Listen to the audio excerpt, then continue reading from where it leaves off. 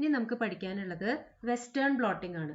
Western blotting എന്ന് പറയുന്ന technique device ചെയ്തത് ബേർണറ്റ് എന്ന് പറയുന്ന സയന്റിസ്റ്റ് ആണ് ഇൻ 1981. അപ്പം സദേൺ ബ്ലോട്ട് DNA-ക്ക്, നോർത്തേൺ ബ്ലോട്ട് RNA-ക്ക്, വെസ്റ്റേൺ ബ്ലോട്ട് പ്രോട്ടീനെ സെപ്പറേറ്റ് ചെയ്യാനും ഐഡന്റിഫൈ ചെയ്യാനും വേണ്ടിയിട്ട് യൂസ് ചെയ്യുന്ന ടെക്നിക്കാണ്. അപ്പോൾ ഒരു എക്സാമ്പിൾ എന്ന് പറഞ്ഞാൽ ഇപ്പൊ നമ്മൾ HIV ടെസ്റ്റ്, HIV ടെസ്റ്റിൽ എലൈസ നമ്മൾ ചെയ്യും. അതൊരു സ്ക്രീനിങ് ടെസ്റ്റ് ആണ്. പിന്നെ അതിന്റെ കൺഫർമേറ്ററി ടെസ്റ്റ് ആണ് ശരിക്കും പറഞ്ഞ വെസ്റ്റേൺ ബ്ലോട്ട് എന്ന് പറയുന്നത്. ഇപ്പൊ HIV ആന്റിജൻ ഒക്കെ പ്രോട്ടീൻസ് ആണല്ലോ, അപ്പൊ അതിനെ ഡിറ്റക്ട് ചെയ്യാൻ വേണ്ടിയിട്ട് ചെയ്യുന്ന ടെസ്റ്റ് ആണ് വെസ്റ്റേൺ ബ്ലോട്ട്. അപ്പൊ പ്രോട്ടീൻസിനെയാണ് നമ്മളിവിടെ സെപ്പറേറ്റ് ചെയ്യുക. സദേൺ ബ്ലോട്ടിങ്ങും നോർത്തേൺ ബ്ലോട്ടിങ്ങിന്റെയും പ്രിൻസിപ്പിൾ ഒക്കെ പോലെ തന്നെ, അതായത് നമ്മൾ സെല്ലിൽ നിന്ന് പ്രോട്ടീൻസിൽ ഐസൊലേറ്റ് ചെയ്തു. അതിനകത്ത് അതൊരു മിക്സ്ചർ ഓഫ് പ്രോട്ടീൻസ് ആയിരിക്കുമല്ലോ. സെല്ലിൽ നിന്ന് എടുക്കുന്ന പ്രോട്ടീൻസ് എന്ന് പറഞ്ഞാൽ ഒരു പ്രോട്ടീൻ മിക്സ്ചർ ആയിരിക്കും.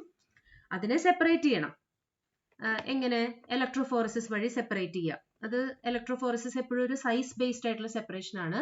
പ്രോട്ടീനെ സെപ്പറേറ്റ് ചെയ്യാനുള്ള ഇലക്ട്രോഫോറസിസിന്റെ പേര് SDS പേജ് എന്നാണ്. Sodium dodecyl sulphate poly acrylamide gel electrophoresis. ഇതിൽ SDS എന്ന് പറഞ്ഞാൽ ഒരു നെഗറ്റീവ്ലി ചാർജ്ഡ് മോളിക്യൂൾ ആണ്. അതൊരു ഡീനേച്ചറിങ് ആയിട്ടുള്ള ഒരു മോളിക്യൂൾ ആണ്. അത് പ്രോട്ടീൻസിനെ ഡീനേച്ചർ ചെയ്ത് ആ പ്രോട്ടീൻസിനെ അത് നെഗറ്റീവ്ലി ചാർജ്ഡ് ആക്കി മാറ്റും. എന്നാലാണ് ഇലക്ട്രോഫോറസിസിന്റെ സമയത്ത് എല്ലാ പ്രോട്ടീൻസും ആനോഡിലേക്ക് മൂവ് ചെയ്യുള്ളൂ. അപ്പോൾ സൈസ് അനുസരിച്ച് സെപ്പറേറ്റ് ആവുകയും ചെയ്യും. അപ്പൊ SDS-ന്റെ പർപ്പസ് എന്ന് പറഞ്ഞാൽ എല്ലാ പ്രോട്ടീൻസിനെയും നെഗറ്റീവ് ചാർജ് ഇമ്പാർട്ട് ചെയ്തിട്ട് എല്ലാത്തിനും ആനോഡിലേക്ക് മൂവ് ചെയ്യിപ്പിക്കുക ഇലക്ട്രോഫോറസിസിന്റെ സമയത്ത്. പേജ് എന്ന് പറഞ്ഞാൽ നമ്മൾ പ്രോട്ടീൻ മൂവ് ചെയ്യാൻ നമ്മൾ DNA പോലത്തെ അഗാറോസ് ജെല്ലൊന്നും അല്ല യൂസ് ചെയ്യുക, പകരം പോളി അക്രിലമൈഡ് ജെല്ലാണ് യൂസ് ചെയ്യുക. അപ്പൊ ഇലക്ട്രോഫോറസിസിന്റെ പേര് SDS പേജ്. അതുവഴി നമ്മൾ സെല്ലിൽ നിന്ന് കളക്ട് ചെയ്തിട്ടുള്ള പ്രോട്ടീൻസിനെ സെപ്പറേറ്റ് ചെയ്യുക. അപ്പൊ മോളിക്കുലാർ വെയിറ്റ് അനുസരിച്ചിട്ടാണ് സെപ്പറേറ്റ് ചെയ്യുക. അത് കഴിഞ്ഞാൽ നമുക്ക് എന്ത് ചെയ്യണം? ആ പ്രോട്ടീനിൽ നമുക്ക് കണ്ടുപിടിക്കേണ്ട ടാർഗറ്റ് പ്രോട്ടീൻ ഉണ്ടോന്ന് അറിയണ്ടേ? അപ്പൊ അതെങ്ങനെയാ കണ്ടുപിടിക്കുക? അപ്പൊ ആ പ്രോട്ടീൻ ഒരു ആന്റിജനിക് നേച്ചർ ഉള്ള ഒരു പ്രോട്ടീൻ ആണെങ്കിൽ നമുക്ക് അതിനെ സ്പെസിഫിക് ആയിട്ട് ബൈൻഡ് ചെയ്യുന്ന ലേബിൾഡ് ആന്റിബോഡീസ് ഉപയോഗിക്കാം. ഇനി അതല്ല, ആ പ്രോട്ടീൻ ഒരു DNA ബൈൻഡിങ് പ്രോട്ടീൻ ആണെന്ന് വെച്ചാൽ നമുക്ക് DNA റേഡിയോ ആക്റ്റീവ് ആയിട്ടുള്ള DNA പ്രോബ്സിനെ യൂസ് ചെയ്യാം. ചില പ്രോട്ടീൻസ് DNA ബൈൻഡിങ് പ്രോട്ടീൻസ് ആണ്. അപ്പൊ അവരെ നമുക്ക് ഡിറ്റക്ട് ചെയ്യണമെങ്കിൽ നമുക്ക് ഡബിൾ സ്റ്റാൻഡേർഡ് ആയിട്ടുള്ള radio active DNA probe use ചെയ്യാം. ഇനി അതല്ല, ഗ്ലൈക്കോപ്രോട്ടീൻസ് ആണെങ്കിൽ അതിനോട് സ്പെസിഫിക് ആയിട്ട് ബൈൻഡ് ചെയ്യുന്ന മോളിക്യൂൾസ് ഉണ്ട്, ലെക്റ്റിൻസ് എന്ന് പറയും. ഇപ്പൊ ലെക്റ്റിൻസിന് പ്രോപ്പർ ആയിട്ട് സ്പെസിഫിക് ആയിട്ട് ഗ്ലൈക്കോപ്രോട്ടീൻസിനെ ഡിറ്റക്ട് ചെയ്യാനായിട്ട് പറ്റും. അപ്പൊ ഇത്തരത്തിൽ നമുക്ക് ഏതാണോ നമ്മുടെ ടാർഗറ്റ് പ്രോട്ടീൻ, ഏതാണോ നമുക്ക് കണ്ടുപിടിക്കേണ്ട ടാർഗറ്റ് പ്രോട്ടീൻ, അതിന് സ്പെസിഫിക് ആയിട്ടുള്ള പ്രോബ് നമ്മൾ യൂസ് ചെയ്യും. അത് ആന്റിബോഡീസ് ആകാം, DNAകളാകാം, ലെക്റ്റിൻസ് ആകാം. അതൊക്കെ കുറച്ച് എക്സാമ്പിൾസ് പറഞ്ഞു എന്നേ ഉള്ളൂ.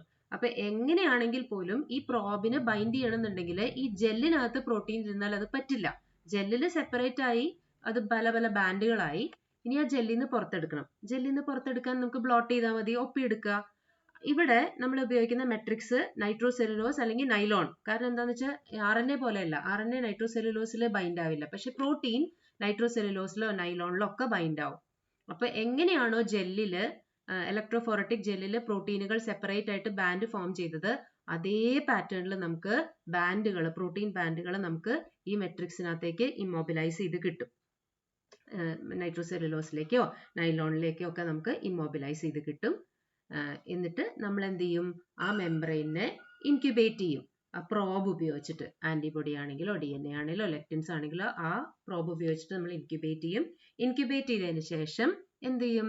അൺബൗണ്ട് ആയിട്ടുള്ള പ്രോബിനെ വാഷ് ചെയ്ത് കളയും. അപ്പൊ ബൗണ്ട് ആയിട്ടുള്ള പ്രോബ് മാത്രം അവിടെ ഇരിക്കും.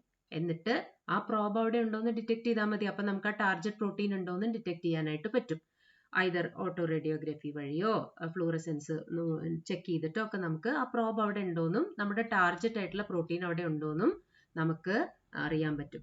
ഉണ്ടെങ്കിൽ ആ ബാൻഡില് ഈ പറയുന്ന പോലെ നമുക്ക് സിഗ്നലോ കളറോ എന്തെങ്കിലും കിട്ടും.